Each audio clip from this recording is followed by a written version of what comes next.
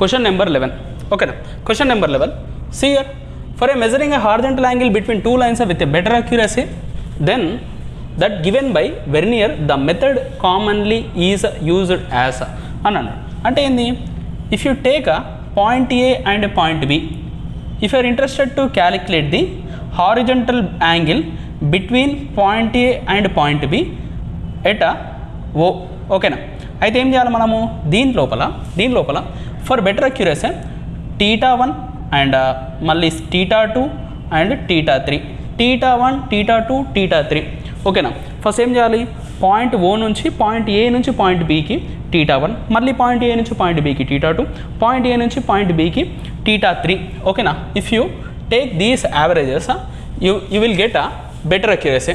So ఇది మనం ఎక్కడ అబ్జర్వ్ చేస్తామంటే రిపిటేషన్ మెథడ్ లోపల అబ్జర్వ్ చేస్తాం. ఎక్కడ అబ్జర్వ్ చేస్తాం? రిపిటేషన్ మెథడ్ లోపల అబ్జర్వ్ చేస్తాం. Okay, coming to question number 12. If the distance between instrument station and stop station is 1 kilometre. Instrument station నుంచి స్టాప్ స్టేషన్ వరకు, అంటే ఇన్స్ట్రుమెంట్ స్టేషన్ ఇది, స్టాప్ స్టేషన్ ఇది, ఇక్కడ నుంచి ఇక్కడ వరకు డిస్టెన్స్ ఎంత చెప్పిండు అంటే 1 కిలోమీటర్ డిస్టెన్స్ చెప్పిండు. ఓకేనా? 1 kilometre distance between instrument station and stop station. Then the correction for refraction. Okay, corrections నుంచి ఖచ్చితంగా ఒక క్వశ్చన్ వస్తుంది. ఓకేనా? You have to remember these కరెక్షన్సా అండ్ ఫార్ములాసా. ఓకేనా? 3 వాల్యూస్ గుర్తుపెట్టుకోవాలి. ఏమేంటి అంటే అవి 3 వాల్యూస్ వచ్చేసి, first one correction for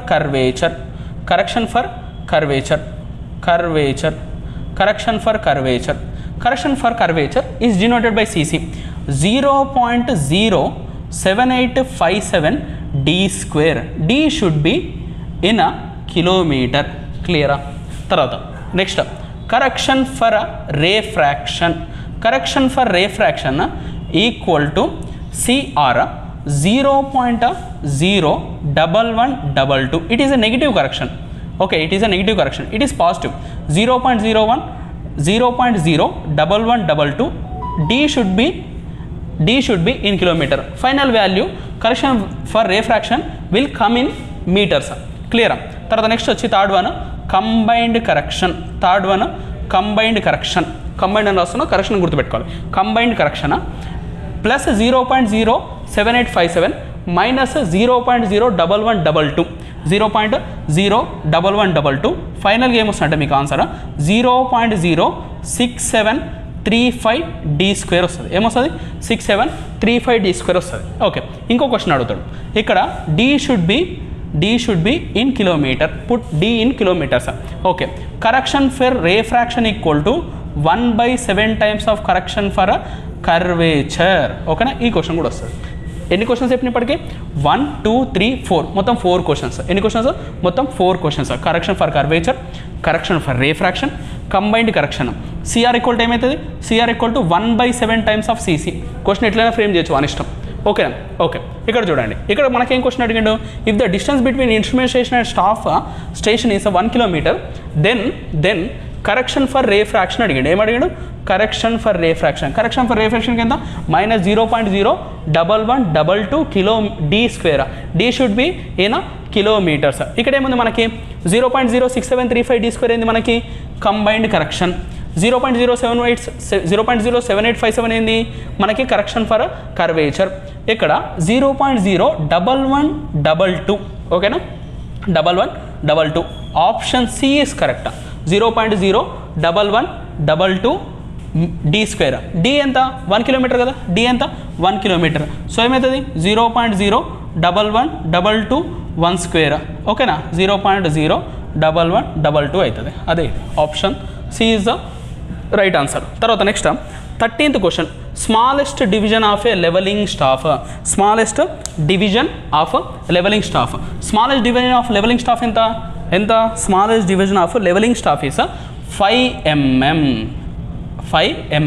in terms of metre. మన క్వశ్చన్ ఏం అడిగిండు? క్వశ్చన్ లోపల ఆప్షన్స్ మీటర్ లోపల ఇచ్చాడు. ఎన్ని ఇచ్చాడు? మీటర్స్ లోపల ఇచ్చాడు. సో ఎంఎంని మీటర్లకు కన్వర్ట్ చేస్తే 5/1000. 5/1000 అంటే ఏందా? 0.005 మీటర్స్. సో 5 mm అన్నా లేదా 0.05 mm అన్నా 0.005 మీటర్ అన్న ఒకటే. So option C is the correct option. ఓకేనా, 0.001 కాదు, 0.01 మీటర్ కాదు, 0.05 మీటర్ కాదు, ఈ సెంటీమీటర్లు అయితే కరెక్ట్ అవుతుంది. ఓకేనా, నెక్స్ట్ వచ్చేసేసి surface of a still water lake is represents water. ఏం రిప్రజెంట్ చేస్తుంది మనకి?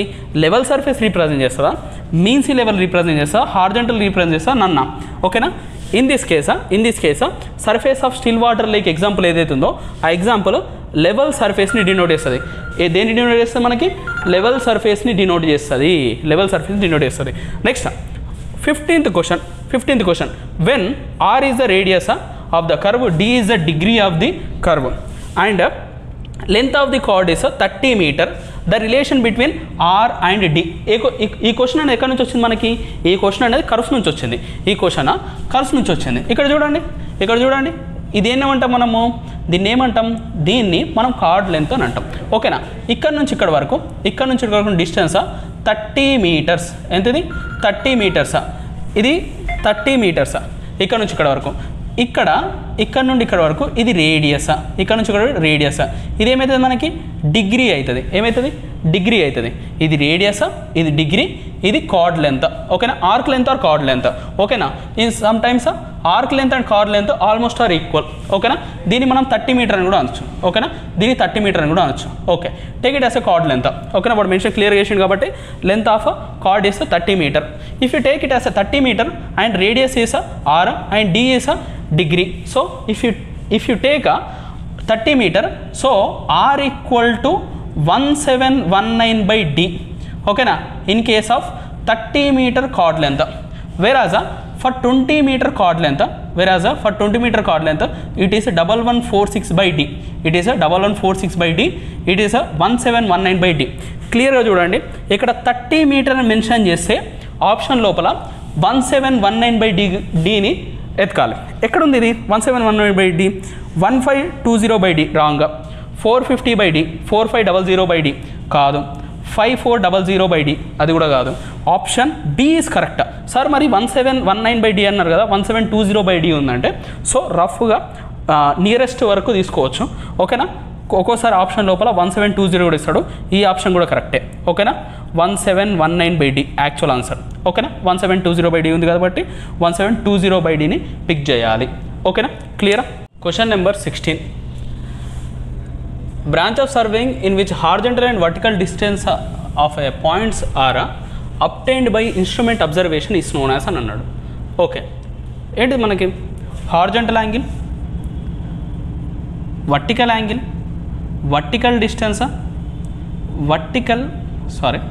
Horizontal distance, horizontal angle, horizontal distance, vertical angle, vertical distance. ఓకేనా? ఓకే, ఇక్కడ ఏమంటుండు? Branch of surveying in which horizontal and vertical distance are distance of a points are obtained by instrument observations is known as. ఒకటే instrument తోటి మనకి horizontal control రావాలి as well as vertical control రావాలి. అటువంటి ఇన్స్ట్రుమెంట్ ఏదన్నాడు. ఓకేనా, ఇక్కడ చూడండి, first option chain surveying. Chain surveying తోటి మనం ఏం చేయొచ్చు? చైన్ సర్వేయింగ్ తోటి లెంత్ని క్యాలిక్యులేట్ చేయొచ్చు. అంటే ఓన్లీ హార్జెంటల్ డిస్టెన్స్కే యాక్సిస్ ఉంటుంది మనకి. ఓకే, దాంతో నువ్వు హార్జెంటల్ యాంగిల్ కానీ వర్టికల్ డిస్టెన్స్ కానీ వర్టికల్ యాంగిల్ క్యాలిక్యులేట్ చేయరు. Plane table surveying, it is a type of surveying in which a table will be there. Table పైన డైరెక్ట్ షీట్ పెట్టేసి షీట్ తోటి మనం యాంగిల్స్ లెంత్లు క్యాలిక్యులేట్ చేస్తాం. లెంత్లో బట్టి మనకి యాంగిల్స్ కూడా వస్తాయి. సో ఇక్కడ plane table surveying only horizontal plane పైన ఉండే ఏదైతే ఉంటాయో ఆ కంట్రోల్స్ మాత్రం వస్తాయి. అంటే హార్జెంటల్ డిస్టెన్స్ కంట్రోల్ వస్తాయి మనకి. నెక్స్ట్ వచ్చేసి hydrographic survey. Hydrographic survey is a type of surveying in which it deals with the water bodies. Okay na, asal surveying kindike raadu. Okay na, it's just a type of survey, that's it. Okay, whereas a tachometric survey is fitted with an analytical lens. Due to that lens we will get a distance d equal to ks plus c. K is nothing but a multiplying constant, it is a 100. C is additive constant, it is 0. It is a previous question. Okay na, K is multiplying constant, it is 100. C equal to 0, it is a previous year question. Remember my dear, it is a previous year question. Okay, D equal to Ks plus C. So D equal to Ks plus C, it is applicable for a tachometric surveying. So indirectly we will get a distance. Okay na, we will get a distance. So we will get a horizontal distance. Next, by using vertical angle we can calculate vertical distance, there are formulas are there. Okay na, formulas are there. So we will get a horizontal and as well as a vertical distance by using a tachometric surveying only. By using tachometric surveying we will get control over horizontal and vertical distances. Next 17 question number 17, a closed contour line with more higher values inside it represents. Okay na, నేను class లోపల explain చేసిన, ఏమైనా explain చేసిన, for example if you take a contours like this. ఓకేనా, ఇవేంటివి కాంటూర్సే కదా, contours. ఓకేనా, ఇది 70, ఇది 80, ఇది 90, ఇది 100. ఓకేనా, ఇది 90, ఇది 100. ఇదేంది టాప్ వ్యూ, ఇది ప్లాన్ వ్యూ. ఇదేంటిది plan view. If you take this side view or front view, this is a 70 meter contour line. Okay, this is a 80 meter contour line, this is a 90 meter, this is a 100 meter contour line. Okay na, inside more values represents what? Okay na, closed contour line with more higher values inside represents what? Inside with more higher values represents what? It represents a hill. It represents what? Hill. It represents a hill. Option B is correct. Clear? Option B is correct. Okay na, hill is correct. Tarvata next question number 8. ఇక్కడ ఏముంది pond or depression. Pond or depression అంటే ఏమవుతుంది మనకి, pond or depression వచ్చేసి ఇట్లుంటుంది. Pond or depression ఇది 100 metre contour line, ఇదేమవుతుంది 90 metre contour line, ఇది 80 metre contour line, ఇది 70 మీటర్ కాంటూర్ లైన్, ఇదేమవుతుంది 60 మీటర్ కాంటూర్ లైన్.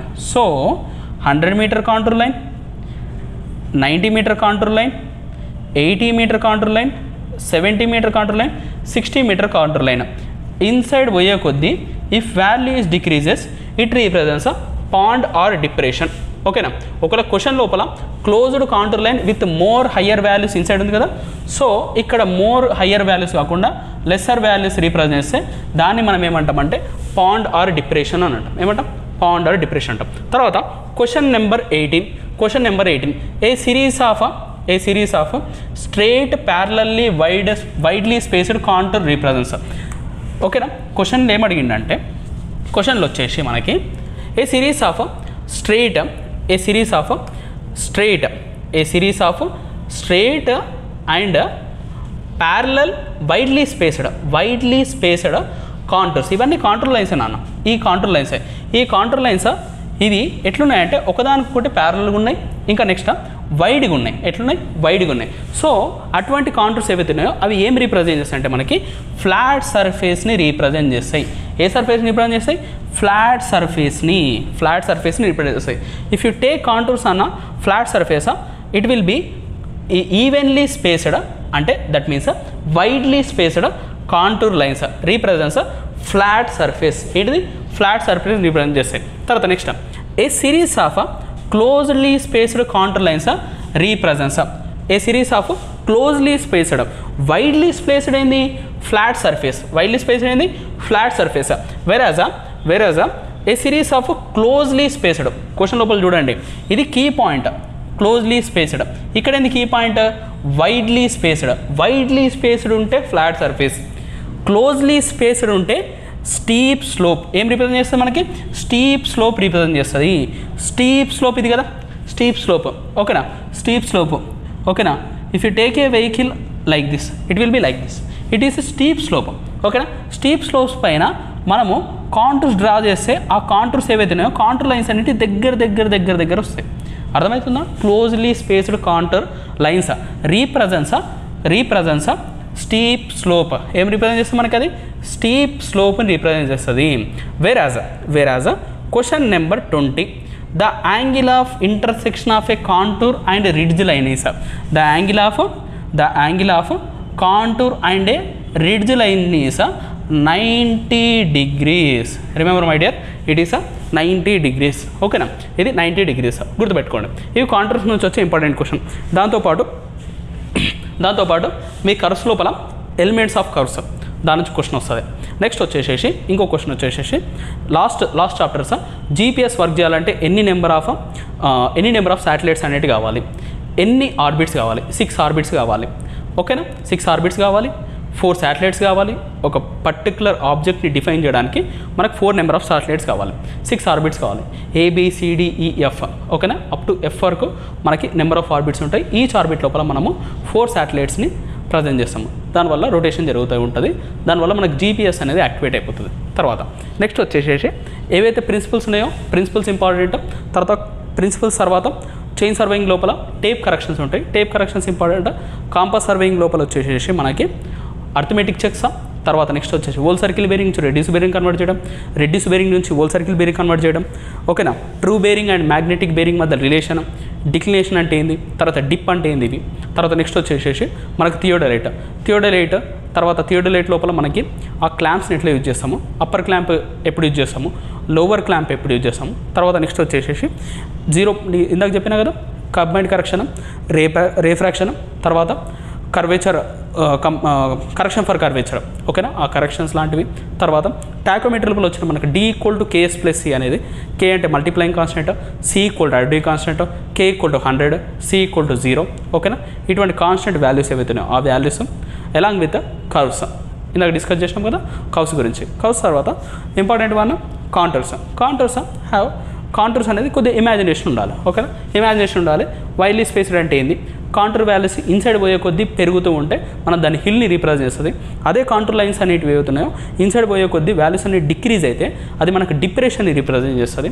ఓకేనా, 2 different contour lines having different elevation but intersect each other only in case of vertical cliff. ఓకేనా, అదొకటి. ఓకేనా, ఏదైతే 2 different contour lines having different elevations but they are intersecting and crossing each other, it is called as a overhanging cliff. ఓకేనా, some definition like still water lake represents level surface. ఓకేనా, ఇటువంటి questions అనేవి important. ఓకేనా, all the best. Thank you.